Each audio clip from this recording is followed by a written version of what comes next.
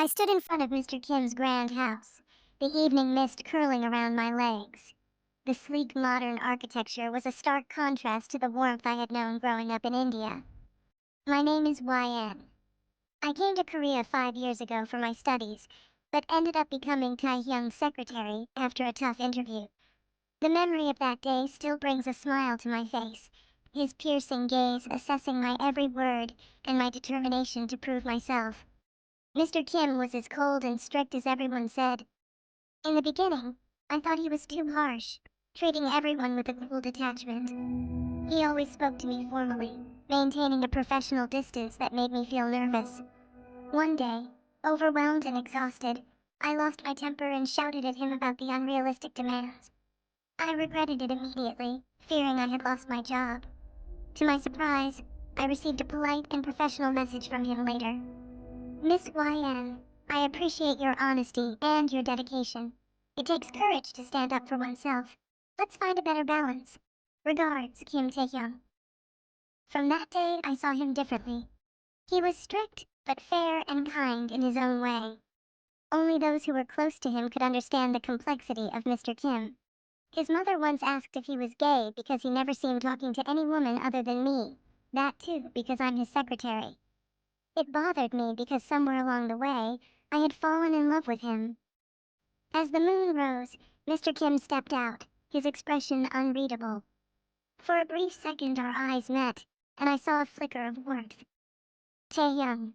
Good evening, Miss YN, he said calmly. Good evening, Mr. Kim, I replied, a small smile playing on my lips. As we walked towards the car, I knew that no matter how cold he appeared, I would always see the kindness within him, and perhaps one day, he would see the love within me. As I stepped into the car, Taehyung's gaze flickered over my attire. Taehyung, why are you wearing your traditionals today? He asked, his tone businesslike. I straightened my sari. Since it's a party hosted by Indian businessmen, I thought it'd be appropriate, sir. He nodded approvingly. Taehyung, that's thoughtful. It's essential to maintain cultural respect. Settling into the car, I adjusted my seatbelt as Taehyung directed the driver. Taehyung, start the car, please. Our conversation stayed strictly professional, focusing solely on the business aspects of the evening. As we stepped into the bustling party venue, a flurry of greetings and introductions ensued. Business associates approached Taehyung with hearty handshakes and polite small talk, while I found myself engaged in conversation with the secretary of another businessman. The other woman, whose name I vaguely recalled as Mia, seemed overly eager to pry into Mr. Kim's personal life. Mia, so, what's it like working with Mr. Kim? He seems so serious all the time. He's very professional and dedicated to his work, I replied diplomatically. Mia, he's quite the catch, isn't he? Mia remarked with a suggestive smile.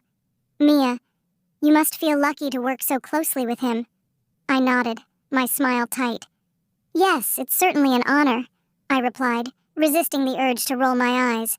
Though it does come with its challenges, like late nights and demanding schedules. Mia's curiosity persisted. Mia, have you ever, kissed him or anything?